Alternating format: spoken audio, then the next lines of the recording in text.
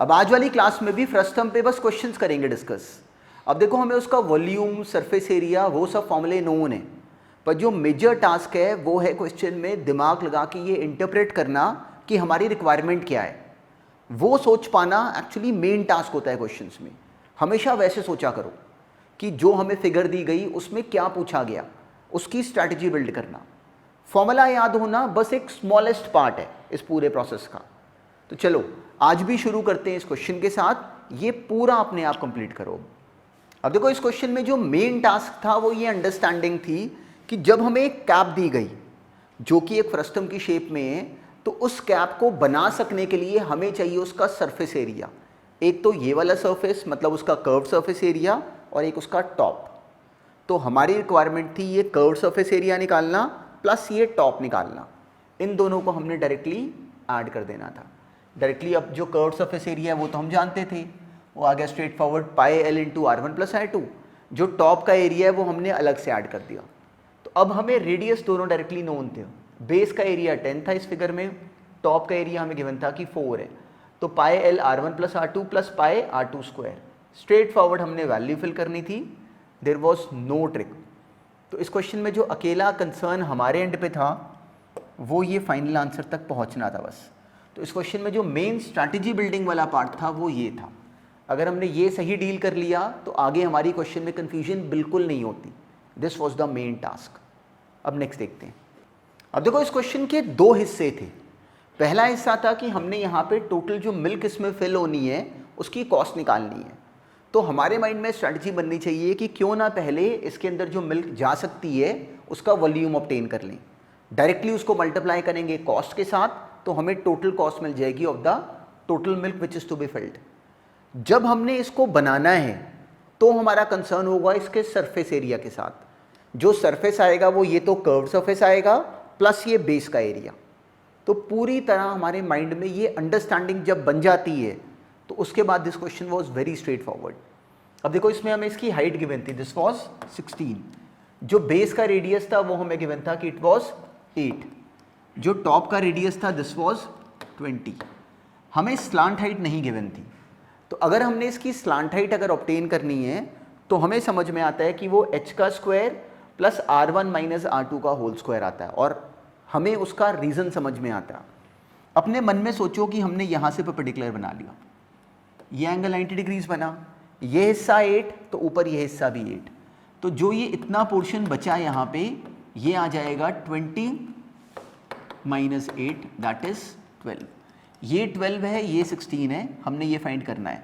तो डायरेक्टली हमें विजिबल है पाइथागोरस से कि ये 3 4 जा 12, ये 4 4 जा 16, तो ये वाली साइड आ गई 5 4 जा 20। इसी बात को हमने बस पाइथागोरस थ्योरम अप्लाई करके डायरेक्टली मेंशन करा दिया। एल आ गया हमारे पास 20 सेंटीमीटर। इसको ध्यान में रखना, ऐसे क्वेश्चंस में कैलकुलेशन अगर फास्ट होती हो तो करनी है साथ साथ। अब एल हमें नोन है, अब डायरेक्टली इसमें वॉल्यूम निकालना वो straight forward, directly pi h/3 r square plus small r square plus r into r. अब सारी वैल्यूज़ हमें नोन थी, हमने टोटल वॉल्यूम फाइंड कर लिया इन सेंटीमीटर क्यूब। उसको डिवाइड कर लेते हैं 1000 से ताकि कि वॉल्यूम हमारे पास आ जाए लीटर में।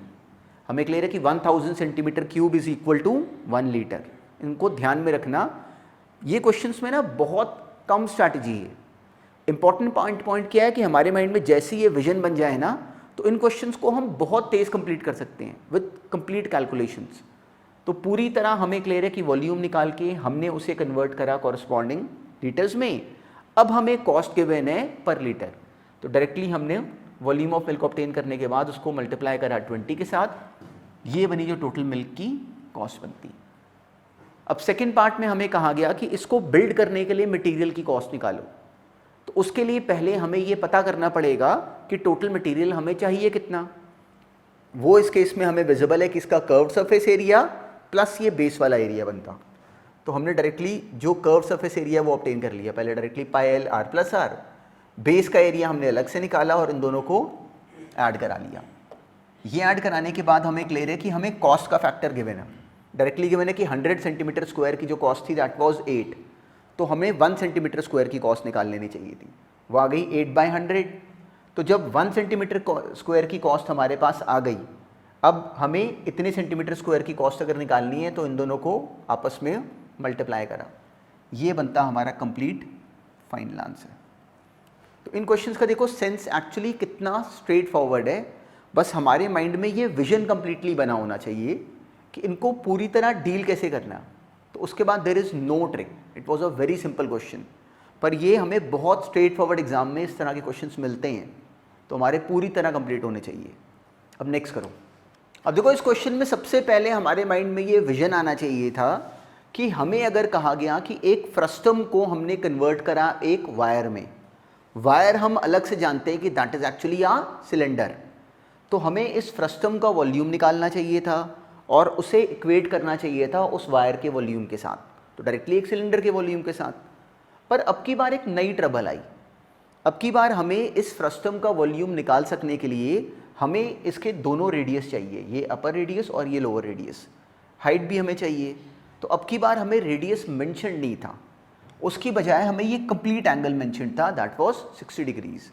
तो जब हमने इसको एग्जैक्टली बीच में से डिवाइड करा तो हमें ये सेमी वर्टिकल एंगल मतलब आधा एंगल मिल गया कि दिस इज 30 डिग्रीज।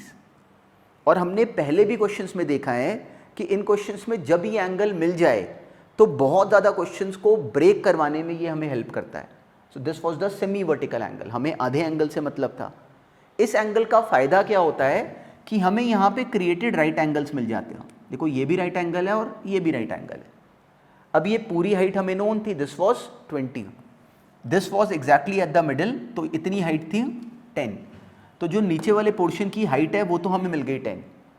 साथ में हमें क्लियर है कि इसका रेडियस अगर कैपिटल आर है तो हमें विजिबल है कि कैपिटल आर डिवाइडेड बाई 20 बराबर हो जाता tan 30 डिग्रीज के। इस ट्राइंगल को ऑब्जर्व करो, कैपिटल आर अपॉन 20 ये बराबर हो जाता tan 30 डिग्रीज के। इस ट्राइंगल में जो ऑल्टीट्यूड बना वो ये रही लेंथ, जो बेस बना वो ये रहा, दैट वाज 20। एंगल के साथ जो साइड आ रही है वो बेस बनाएगी, तो r अपॉन 20 बराबर था tan 30 डिग्रीज के। सिमिलरली स्मॉल r अपॉन 10 बराबर था tan 30 डिग्रीज के। तो इस लॉजिक से हमें स्मॉल r और कैपिटल R एक्चुअली दोनों ऑब्टेन हम लोग कर पा रहे थे। तो पहला काम तो चलो ये करते हैं कि उन दोनों को ऑब्टेन कर लेते हैं। डायरेक्टली हमने मेंशन कर दिया in this triangle ODB small r upon 10 is equal to tan 30 degrees. हमें डायरेक्टली नोन है स्मॉल r अपॉन tan बराबर है tan 30, directly tan 30 degrees which is 1/√3। वहाँ से स्मॉल r की वैल्यू आ गई 10/√3 सेंटीमीटर। एग्जैक्टली सेम लॉजिक से कैपिटल R अपॉन 20 बराबर था tan 30 डिग्रीज। तो जैसे ये दोनों वैल्यूज़ हमने ऑब्टेन कर ली, हमें क्लियरिटी है कि जो फ्रस्टम का वॉल्यूम है वो तो हमारे पास डायरेक्टली आ गया, directly πh/3 capital R square plus small r square plus r into r. केवल हमने इन वैल्यूज़ को फिल करा, देयर वाज नो ट्रिक। तो जैसे ही हमारे पास इस फ्रस्टम का वॉल्यूम आ गया, हमें क्लियर है कि ये वॉल्यूम बराबर होगा अब एक वायर के वॉल्यूम के जिसका डायमीटर हमें गिवन है, तो हमारे पास उसका रेडियस भी आ गया। तो सिंपली अब πr² h, जिसमें h रिप्रेजेंट करता है वायर की लेंथ, को बराबर होना चाहिए था इस वॉल्यूम के। तो उसका रेडियस हमारे पास आ गया स्ट्रेट फॉरवर्ड। तो अब सिंपली हमने πr² h को इक्वेट कर दिया जो हमने फ्रस्टम का वॉल्यूम ऑब्टेन करा। तो इस क्वेश्चन में देयर वाज नो ट्रिक। अकेली अंडरस्टैंडिंग क्या थी कि हम इन बातों को सही तरीके से रिप्रेजेंट करा दें। This was the only version. हमने पहले कभी सिलेंडर को कन्वर्ट करा हुआ वायर में, क्यूब को कन्वर्ट करा हुआ वायर में, तो अब की बार एक फ्रस्टम कन्वर्ट हुआ वायर में। तो there was no new trick, इसलिए क्वेश्चन अब हमारा इजीली होना चाहिए था। तो डायरेक्टली जो कंप्लीट आंसर बनता वो बनता सिंपली 796,444.44/100 मीटर्स। तो this question was so straight forward, पर हमारा एंड तक जवाब बनना चाहिए था। अब नेक्स्ट देखते हैं। देखो इस क्वेश्चन में भी जो मेन टास्क था वो कि हमारे माइंड में ये पिक्चर क्लियरली बनी हो डायरेक्टली। अब इसमें हमें ये कंप्लीट हाइट गिवन थी कि 40 है, और हमें ये नीचे वाले सिलिंड्रिकल पोर्शन की हाइट गिवन थी कि दिस वाज 6। तो हमें विजिबल था कि जो फ्रस्टम है उसकी हाइट आ गई 34। अब इस फ्रस्टम के हमें दोनों रेडियस गिवन थे, दिस वाज टोटल वाज 45, तो ये आ गया 22.5 और ये आ गया 25 का हाफ, दैट इज 12.5। तो हमें क्लियरिटी है कि जो हमारा टारगेट था इस क्वेश्चन में वो अब इस कर्व्ड सरफेस एरिया को निकालना था। हमारे काम का टोटल एरिया क्या बनता, ये वाला कर्व्ड सरफेस एरिया प्लस इसका बेस प्लस नीचे वाले सिलेंडर का कर्व्ड सरफेस एरिया। तो इस क्वेश्चन में सबसे इम्पॉर्टेंट टास्क था सबसे पहले अपने माइंड में ये स्ट्रैटेजी बिल्ड करना कि हमें ये वाला एरिया चाहिए, प्लस इस बकेट का बेस चाहिए, प्लस नीचे वाला जो हॉलो पोर्शन है जो कि सिलिंड्रिकल है उसका टोटल ये कर्व्ड सरफेस एरिया चाहिए। बस इन तीनों को निकाल के क्यों ना इन तीनों को हम ऐड करा दें तो हमें टोटल जो मटेरियल रिक्वायर्ड है वो डायरेक्टली हमारे पास ऑब्टेन हो जाता। तो अब एक ट्रबल थी इसमें, हमें क्लियर था कि हमें हाइट नोन है, ये दोनों रेडियस हमें नोन है, पर इसका कर्व्ड सरफेस एरिया निकाल सकने के लिए हमें इसकी स्लांट हाइट चाहिए। वो ऑब्टेन करने का तरीका हमने बनाया हुआ है, डायरेक्टली हमने रिलेशन अप्लाई करा जिसकी हमें समझ है कि बना कहाँ से, और हमने एल ऑब्टेन करना था। एल हमारे पास आ गया, अब हमें डायरेक्टली R1 R2 दोनों ही पता है, स्ट्रेट फॉरवर्ड फॉर्मूला अप्लाई करके हमने ये वाला एरिया ऑब्टेन कर लिया। This area plus pi r square which is pi into 12.5 का होल स्क्वायर, प्लस ये बेस का एरिया जो कि आता 2 पाई आर एच, जिसमें r था 12.5 और h था 6। तो डायरेक्टली हमने 2 पाई r इंटू एच भी करा, साथ में हमने इसका curved surface area pi L R1 plus R2 ये भी ऑब्टेन करा, प्लस ये बेस का एरिया और ये नीचे ये एरिया। तो हमें तीन हिस्से जोड़ने थे, ये कर्व्ड सरफेस एरिया प्लस ये बेस का एरिया प्लस ये नीचे वाला सिलेंडर का कर्व्ड सरफेस एरिया। हमने तीनों को आपस में ऐड करा दिया। जैसे ही हमारे पास टोटल मटेरियल ऑब्टेन हो गया, हमें डायरेक्टली इसके बाद स्ट्रेट फॉरवर्ड क्लियर है कि हमारा मटेरियल तो बन गया। जो वॉल्यूम है that was straight forward. Volume के केस में हमें क्लियर है कि जो नीचे वाला सिलिंड्रिकल पोर्शन था अब उससे हमें कोई मतलब नहीं, क्योंकि फ्रस्टम के नीचे बेस लगा हुआ है अब। तो सिंपली हमने उसका वॉल्यूम अलग से ऑब्टेन कर लिया, रिलेशन हमें नोन थे, तो देयर वाज नो ट्रिक। तो वॉल्यूम स्ट्रेट फॉरवर्ड बन गया हमारे पास दिस मच सेंटीमीटर क्यूब।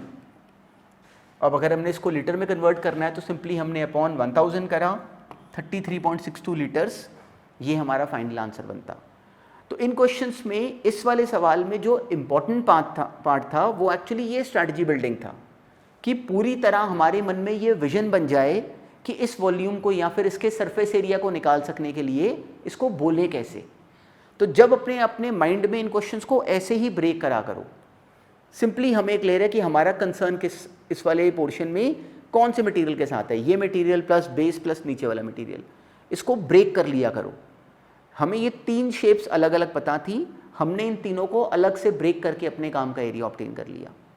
देखो इसमें क्वेश्चंस बहुत वैरायटी के और बन सकते हैं, क्या पता वो हमें कहते हैं कि इसको पेंट करो, तो अगर वो हमें इसको पेंट करने को कहते तो हमें विजिबल है कि वो कितना इंटरेस्टिंग क्वेश्चन बनता। जब हम इसको पेंट करते तो ये बाहर वाला एरिया भी हमें पेंट करना पड़ता, और अगर हमें कहा होता तो हम ये अंदर वाला भी पेंट करते, तो उसको हम अलग से ऐड करते अब की बार। तो इन क्वेश्चंस में बिल्कुल ये ब्रेक कर पाना, स्ट्रैटेजी बिल्ड करना is actually the main task, हमेशा ये ध्यान में रखना। अब नेक्स्ट देखते हैं। अब एग्जैक्टली लास्ट वाले क्वेश्चन के पैटर्न पे अब ये था क्वेश्चन। अब की बार हमें गिवन था कि एक ऑयल फनल है और उसके नीचे एक सिलिंड्रिकल, सिंपली एक यहाँ पे सिलिंड्रिकल लेंथ साथ में अटैच्ड है। तो अब जब हमने इस फ्रस्टम के नीचे सिलेंडर साथ में अटैच करा हुआ है और हमसे कहा गया कि टोटल मटेरियल बताओ, मतलब टोटल एरिया हमें चाहिए था, तो अब की बार हमें क्लियर था कि जो एरिया हमें चाहिए वो एक तो ये फ्रस्टम का कर्व्ड सरफेस एरिया बनता, प्लस साथ में ये सिलेंडर का कर्व्ड सरफेस एरिया आता। अब की बार इस फ्रस्टम के बेस की रिक्वायरमेंट हमें नहीं थी, बहुत छोटा सा पॉइंट था, पर इसको हमने अपने आप डायरेक्टली जस्टिफाई करना था। अब इसके केस में हमें टोटल लेंथ गिवन थी 22, ये लेंथ गिवन थी 10, तो हमारे पास फ्रस्टम की हाइट तो आ गई। दोनों रेडियस हमें गिवन थे कि 4 और 9 है, तो जो पोर्शन हमारे पास बच गया निकालना वो इस पोर्शन की स्लांट हाइट था। डायरेक्टली हमने फॉर्मूला अप्लाई करा, h square plus R1 minus R2 का होल स्क्वायर, ये बना 12 स्क्वायर प्लस 5 स्क्वायर। एक राइट एंगल ट्राइंगल में जब भी 12 और 5 के पेयरिंग बने तो हमें क्लियर है कि जो हाइपोटेन्यूज आता है दैट इज स्ट्रेट फॉरवर्ड 13। जहाँ पे भी कैलकुलेशंस बचा करें उस मोमेंट पे कैलकुलेशंस को सेव कर लिया करो, बचा लिया करो, उसमें हमारे क्वेश्चंस में हमारी स्पीड फास्ट हो जाती है। अब हमारे काम का एरिया क्या बनता, पाई l r plus 2 pi r H. अब की बार हमारा कंसर्न केवल इसके कर्व्ड सरफेस एरिया के साथ था। This was the main strategy building step. अगर हमने इसको सही हैंडल कर लिया तो इस क्वेश्चन में there was no trick, simply अब हमने यहाँ पे वैल्यूज फिल करी। h हमें क्लियर था कि इस केस में जो h है वो एक्चुअली ये 10 है, स्ट्रेट फॉरवर्ड हमने यहाँ पे h की जगह 10 फिल करा, सारा डेटा हमें नोन था, ये हमारा फाइनल आंसर बना 782.5 सेंटीमीटर स्क्वायर। तो this question was very straight forward, पर इसमें एग्जैक्टली हमने वही लॉजिक लगाया जो हमने इससे पहले वाले क्वेश्चन में देखा। तो आई होप कि अब ये बिल्कुल सही जवाब बना होगा। देखो अगर मान लो डेसिमल के बाद वाले आंसर में अगर कहीं थोड़ा फ़र्क आता है, उस वजह से कभी ना वरिड हुआ करो, क्योंकि क्लियर है कि इट वुड डिपेंड कि हमने यहाँ पे किस प्लेस ऑफ डेसिमल तक लिया या राउंड ऑफ करा नहीं करा। तो जो इंपॉर्टेंट टास्क है वो ये कि हमारी स्ट्रैटेजी बिल्डिंग बिल्कुल राइट हो, साथ में टर्म्स बिल्कुल कंप्लीटली बनी हो। जब इन क्वेश्चंस को स्कूल के एग्जाम में सब्जेक्टिव पेपर में दिखाया करो, तो साथ साथ जो रिलेशन यूज़ करना है वो लिखा करो, कंप्लीटली मेंशन करा करो। इनफैक्ट जो हमने स्ट्रैटेजी इससे पहले सुनी उसको भी साथ में लिखा करो, डायरेक्टली यहाँ पे मेंशन करा करो साथ में कि this would be the curved surface area of the frustum plus curved surface area of the cylindrical portion. जब हम लोग यहाँ पे डिस्कशन कर रहे हैं तो टारगेट होता है कि बहुत सारे क्वेश्चंस हम लोग समझ पाएँ, मेन स्ट्रैटेजी बिल्डिंग देख पाएँ। जो स्कूल में रिप्रेजेंटेशन है वो अलग से साथ में हमें दिख रही है। तो इसलिए साथ जब एग्ज़ाम में क्वेश्चंस को एक्सप्लेन करा करो तो हमेशा माइंड में रखो कि हमारा टारगेट होना चाहिए जैसे हम किसी छोटे बच्चे को कोई टॉपिक समझा रहे होते हैं, बिल्कुल वैसे ही पूरी तरह पूरी लैंग्वेज वहाँ पे मेंशन करा करो। तो उससे हमारे मार्क्स अगर मान लो इन केस हमारी कैलकुलेशन अगर गलत भी हो जाती तो भी हमें पहले वाले प्रोसेस की वजह से ऑलमोस्ट कंप्लीट मार्क्स मिलते।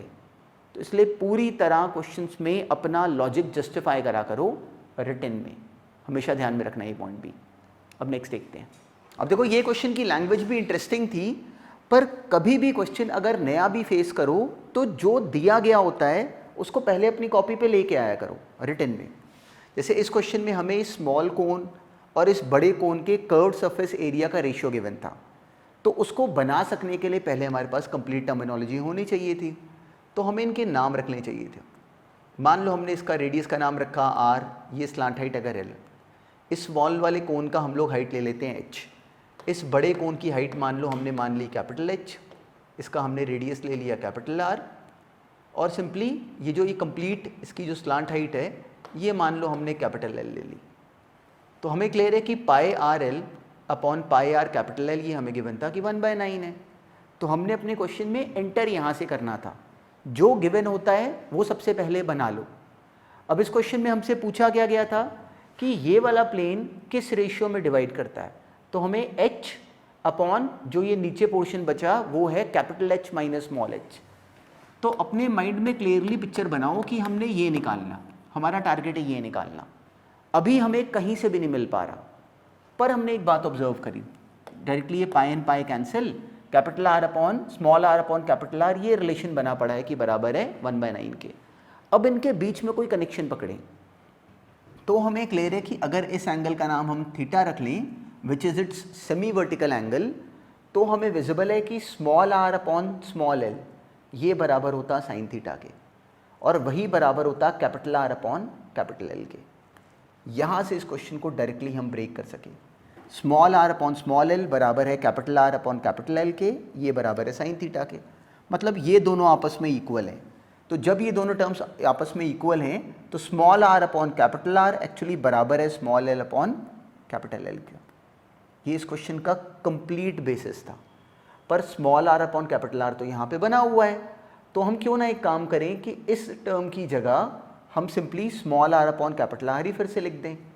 तो सिंपली हमें मिल गया स्मॉल r का स्क्वायर अपॉन कैपिटल R का स्क्वायर इज़ 1/9, मतलब small r upon capital R तो हमारे पास आ गया बराबर 1/3 के।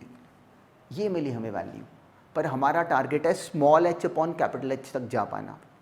तो फिर से ऑब्जर्व करो, इसी ट्राइंगल में small r upon small h ये बराबर होता टैन थीटा के। अब इस बड़े ट्राइंगल में देखो तो capital R upon capital H भी बराबर होता टैन थीटा के। मतलब हमें क्लियर है कि small r upon capital R बराबर हो गया small h upon capital H के, और वो तो हम पहले से ही निकाल चुके हैं कि 1/3 है।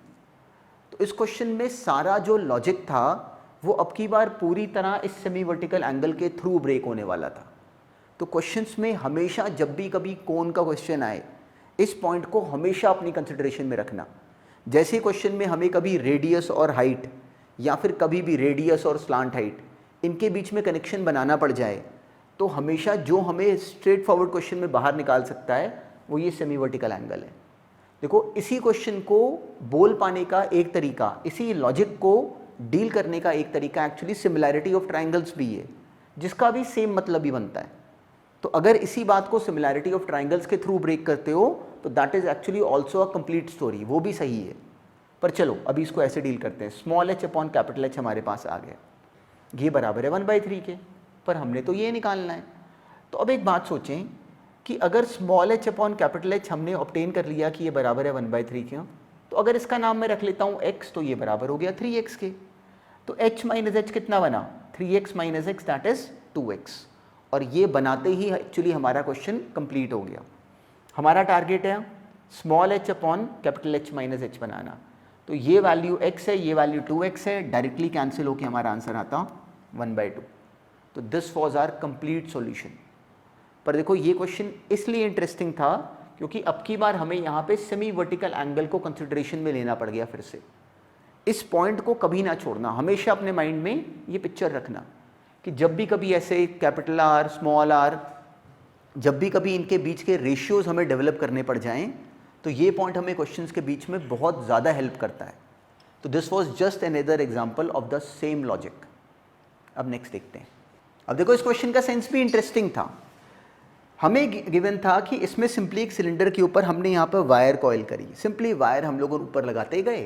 तो हमें अब बिल्कुल कुछ भी नहीं पता कि इस क्वेश्चन में इंटर कैसे करें। पर एक बात सोचो, जब हमने वायर को एक राउंड लगाया तो एक्चुअली उस एक राउंड ऑफ वायर ने एक्चुअली इतनी हाइट कवर कर ली, जो कि अगर हम लोग ऑब्जर्व करें तो इस वायर का डायमीटर था, जो कि हमें गिवन था कि 3 है। अब सिंपली दिस वॉज 3 मिलीमीटर, तो अगर हम इसको कन्वर्ट कर दें this was 0.3 this much height. अब अगर हम यहाँ पे एक राउंड अगर वायर का और लगा दें तो ये 0.3 हाइट और हो जाती। तो अगर हमारा टास्क है कि हमने इसको पूरी तरह कवर करना है तो ऐसे कि 0.3 मिलके इस पूरे सिलेंडर की हाइट के बराबर होने चाहिए थे। तो अगर हम ये एज्यूम कर लें कि ऐसे कि हमने n सर्कल्स बनाए, ऐसे कि हमने n राउंड्स लगाए, तो ऐसे के n राउंड्स लगाए जाने पे जो टोटल हाइट बनती इस वायर की वो बनती 0.3 इंटू n, जिसे कि बराबर होना चाहिए था इस सिलेंडर की हाइट के, जो कि हमें गिवन थी कि 12 है। तो ये इस क्वेश्चन का अपना पहला इंपॉर्टेंट लॉजिक बनता। और इस क्वेश्चन में एंट्री पूरी तरह एक्चुअली यहाँ से होती। यहाँ से हम लोगों ने पता कर लिया कि जो ये n है ये तो 40 है, मतलब हमें ऐसे के 40 राउंड्स चाहिए। तो अब हमें ये टोटल लेंथ चाहिए। तो जब हमने ये एक राउंड लगाया तो वो एक्चुअली बराबर है इस सिलेंडर की सर्कमफेरेंस के, जो कि हम जानते हैं कि 2πr है। पर हमने तो ऐसे के 40 राउंड्स लगाए तो वो बराबर हो गया 40 टाइम्स ऑफ 2πr, जिसमें r अब की बार रिप्रेजेंट करता है इस सिलेंडर का रेडियस। 40 इंटू 2πr, सिलेंडर का डायमीटर गिवन था कि 10 है तो उसका रेडियस आ गया 5। टोटल लेंथ ऑफ वायर तो हमने ऑब्टेन कर ली। अब ये आ जाने के बाद हमें कहा गया कि इस वायर का टोटल मास पता करो। हमें वायर की डेंसिटी दी गई ग्राम पर सेंटीमीटर क्यूब में। तो अब अगर हमने इस टोटल वायर का मास पता करना है, उसके लिए पहले हमें इस वायर का वॉल्यूम चाहिए। तो वायर अगर हम लोग सिंपली ये टोटल इस लेंथ को अगर हम सिंपली ओपन कर दें तो हमें विजिबल है कि this was actually a cylinder. जो वायर है उसकी शेप एक सिलेंडर है, एक तरफ डायरेक्टली सर्कल और बाकी ये लेंथ, तो it is actually a cylinder. तो एक सिलेंडर का वॉल्यूम निकालना हमें अलग से आता था, πr²h। वायर की हमें वायर का डायमीटर गिवन था 3 मिलीमीटर, उसका रेडियस आ गया 0.15 πr²h, जिसमें h अब की बार थी ये लेंथ। डायरेक्टली हमने इस वायर का वॉल्यूम निकाला और इसे मल्टीप्लाई करा हमने 8.88 के साथ, 788 ग्राम्स अप्रॉक्सीमेटली अपना जवाब बनता। तो जो इस क्वेश्चन का सेंस था वो था बहुत सिंपल, पर इस क्वेश्चन में जो सबसे इम्पॉर्टेंट काम था वो ये वाली विजन था कि हमें समझ में आया कि जब हम लोगों ने ऐसे वायर लगाई तो अब की बार जो इसकी डायमीटर है वो कवर कर रही है हाइट का थोड़ा सा पोर्शन, ऐसे के हाइट्स के थोड़े से पोर्शन मिला के कवर होती ये कंप्लीट हाइट। तो it was a very interesting question. अगर हम अपने आप कंप्लीट कर पाए तो हमने बहुत इंटरेस्टिंग क्वेश्चन एक्चुअली खुद कंप्लीट करा। चलो अब नेक्स्ट देखते हैं। अब देखो आज वाली क्लास में हमने फ्रस्टम पे इंटरेस्टिंग क्वेश्चंस फर्दर करे डिस्कस। तो अब जो हम लोगों ने पिछले इतने दिनों में काम करा है वो सारे काम को एक बार एक्चुअली रिकॉल करो। जब क्वेश्चंस अब फर्दर इसमें ऑब्जेक्टिव फेस करोगे या जो असाइनमेंट वाले क्वेश्चंस आ रहे हैं उन सबको अगर हम प्रॉपरली कंपाइल कर लें तो हमें फर्दर कभी अगर हम लोग किसी भी लेवल पे इन क्वेश्चंस को फेस करेंगे तो बड़ी इजीली सॉल्व कर पाएंगे। देखो 10th में मैथमेटिक्स का पर्पस अकेले मत सोचो कि जस्ट बोर्ड के एग्ज़ाम्स हैं, उसमें हमारे मार्क्स बहुत स्मूथली बन जाएंगे, पर यही हमारा बेस है कल को फर्दर जितने भी हम कॉम्पिटिटिव एग्ज़ाम्स दे रहे हैं उनके लिए भी। इट इज़ नॉट नेसेसरी कि हम लोग नॉन मेडिकल ही लें तभी हमें इसकी ज़रूरत पड़ेगी।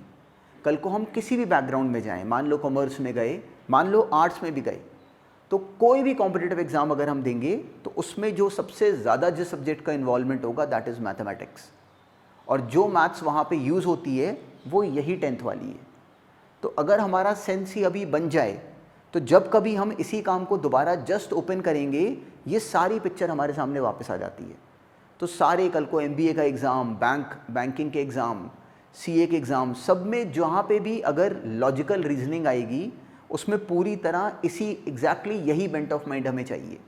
तो इसलिए इन क्वेश्चंस को जस्ट अभी फेस करने में ये ना सोचा करो कि it is only for the board examinations, ऐसा नहीं है। ये हमें प्रिपेयर कर रहा है फर्दर जितने भी एग्ज़ाम्स हमने दे रहे हैं उन सब के लिए भी।